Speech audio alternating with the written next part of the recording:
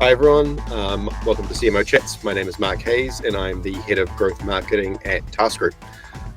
What sparked my interest? I think what I encountered was that I started off my career initially working in sales, worked my way up to being a business development manager. And at that point, I was getting really fascinated with the concept of marketing and, wanted to do a career change at that point. And so that's when I sort of dived into marketing and sort of haven't looked back since then. Yeah, on to my second question would be, what does your company do? Sure. So Task Group is a end-to-end digital engagement and transaction platform. I know that sounds a mouthful, but we're basically designed specifically for the hospitality sector. So our connected ecosystem provides a comprehensive suite of integrated solutions. So from point of sale to self-serve kiosks to loyalty programs and mobile apps. And our track record speaks for itself. We power through our Plexure division, the McDonald's app, in 65 of their global markets, which connects over 325 million users. And that's processing almost close to 11 billion API calls a month, to give you some of the idea of the scale that we deal with. I am probably one of the users of that app as well. And, just wanted to kind of go through your role as the head of growth marketing in your company. What is your current marketing focus? So my main focus at the moment is driving what you would call sustainable expansion, particularly within the US and Asia Pacific markets. Our MarTech strategy is absolutely vital to achieving this. So what that means, it allows us to operate with a degree of precision and agility of a much larger company, despite our very niche focus. What we've done is we've carefully built out a MarTech stack that provides deep customer insights, and it really fuels our growth efforts in three key ways. Really bad, holding my hand up there. Laser focused targeting, personalization, data-driven marketing and ROI focus, and operational efficiency. So what we've got there is we use tools like SparkToro and Heat.io to give us a granular understanding of our target audience. So that's their online behavior, their pain points, their preferred channels. And so that allows us to deliver highly relevant content and personalized experience through account-based marketing and targeted campaigns. And so, for example, SparkToro's insights led us to develop a Spotify audio ads campaign, knowing that our demographic is actually highly active with listening to podcasts on the Spotify platform. If we go into the data-driven decision making that I brought up before, we leverage platforms like Factors.ai and HubSpot to measure and attribute revenue to specific marketing efforts. So this data-driven approach is really crucial for us, optimizing our strategies, justifying our marketing spend, demonstrating the effectiveness of our campaigns. So what happens is I can confidently say, this campaign generated X amount of leads and Y amount of revenue. And when you're presenting to executives within the organization, that's an incredibly powerful tool to be actually in your toolkit. And then when I talk about the operational efficiency, that's by unifying all of our data and systems within HubSpot as our one point of truth. We've eliminated data silos. We've empowered cross-functional collaboration. And what this means is that we've streamlined our approach. We combine that with some other tools like Segment and Apollo.io. And what that does is allows us for faster, more data-informed decision making across the entire organization. What I'm getting from here is that, you've been really making sure that these tools are used efficiently and at the same time being applied in your campaigns. And now, since we are on the topic of your campaigns, can you tell me about a particularly innovative or successful marketing campaign your team has recently executed? Maybe something that you're very proud of. So there's a recent campaign that we just ran for the February through April period. And so what this was that it was a personalized account-based marketing campaign. We were going into the US market, where we're obviously very active. And, especially in the face of, well-established competitors, we're up against, a formidable challenge there. So, outspending them was not an option. So we had to outmaneuver them with smarter strategies. So like I've mentioned before, our MarTech stack provided, valuable insights into our target audience. But we did need to go deeper. So to gain a deeper understanding of the pain points and the software challenges, we brought in a company called NewtonX to conduct what we call in-depth interviews. So that's allowing us to effectively get insights from what you call quantitative and qualitative research. And so what that did is help us, determine our messaging, the tone, And it enabled us to work with another partner called Vidico, who's based in Australia, to create a video campaign that was precisely targeted towards our target audience. And likewise, from that qualitative and quantitative research, we chose LinkedIn as being the platform that we were going to deploy that on, because we knew that our target audience was very, very active on there.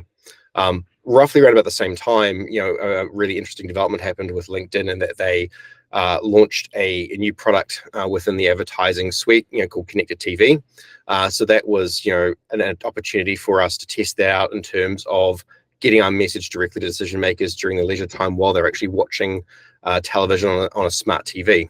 And so what happened as a result of this video campaign over that period of time is that we got close to 175,000 plays, and we had a very impressive 52% completion rate, which is actually quite good when you actually consider that the average view rate on LinkedIn is around about 16%. However, what was really interesting is the Connected TV campaign, we had a 96% completion rate. So what that told us is that the viewers were actually quite, engrossed in the content that we were actually showing them. And so what we did see from that was that it did lead to a significant increase in web traffic. We did have a significant increase in the amount of brand searches for, task software. So, I was very, very proud of that, that campaign, and then like how we deployed that. It just actually really goes to show, like, you can think smarter, you can break through that clutter, and you can actually achieve some really outstanding ROI, by conducting, thorough research, employing really targeted strategies, and, delivering very, like, what I would call compelling video content. Congratulations on that initiative, and definitely how you shared being able to use research and how what works, and doing experiments based on that is essentially like trying to think outside the box as well. And since you mentioned pain points a while ago, I wanted to go to that particular aspect. What are the biggest marketing challenges that you have at the moment? So I'd say one of the main challenges is effectively communicating the full scope and value of our platform to potential clients. We're an end-to-end solution, and we offer a wide range of capabilities that can assist a hospitality business. However, one of the issues, obviously, conveying this message concisely and in a compelling way can be difficult, especially when you're competing against more specialized vendors that only deal with one aspect of the client's pain point. When you mentioned about a vendor using just one aspect, how does your company stay ahead in terms of dealing with that? And at the same time, given that you also have competitors in terms of marketing, how do you stay ahead in general? We stay here by leveraging what we call deep industry expertise, customer insights, that obviously allows us to create these highly targeted, value-driven marketing campaigns. As I sort of talked about before, our MarTech stack allows us to create granular understanding of our audience. It allows us to deliver personalized experience across the multiple channels. But we also prioritize what you call thought leadership and educational content. And one of the things is moving away from commodity based content and more towards that kind of blue flame thinking. So that's positioning ourselves as trusted advisors rather than just another vendor. And so by demonstrating how our platform solves real world challenges, and we can drive measurable results, that's how we differentiate ourselves in a crowded market. Couldn't agree more. I think there's something about thought leadership that shows your credibility in terms of the experience that you have in the industry, and being able to execute that just shows how dependable you are as someone to partner with. And with that, I wanted to get your opinion on what does the future of marketing look like for you?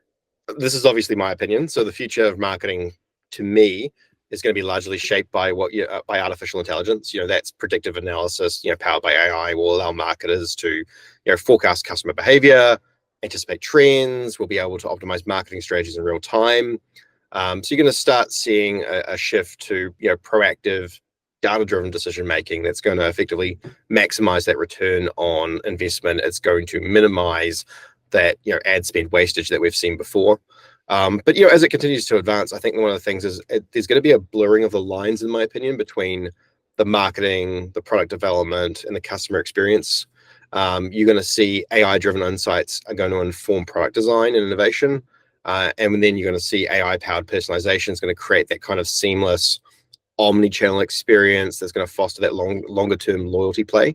But I'm also going to put a caveat on that, in that while there's going to be an increasing reliance on AI marketing, there's going to be some ethical considerations that we're going to have to go through here around data privacy, transparency, algorithmic bias, all those sort of things.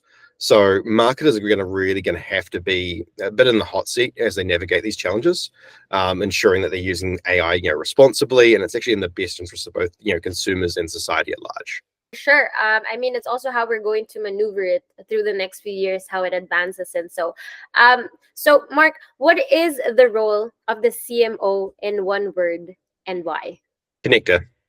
And my reason behind that is, the CMO is responsible for building that cohesive brand narrative that that's going to resonate across all those touch points and the stakeholders.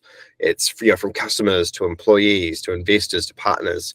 And by being that unifying force and that strategic connector, the CMO can drive growth, they can drive innovation, and they can drive customer centricity throughout the organization as a result of that.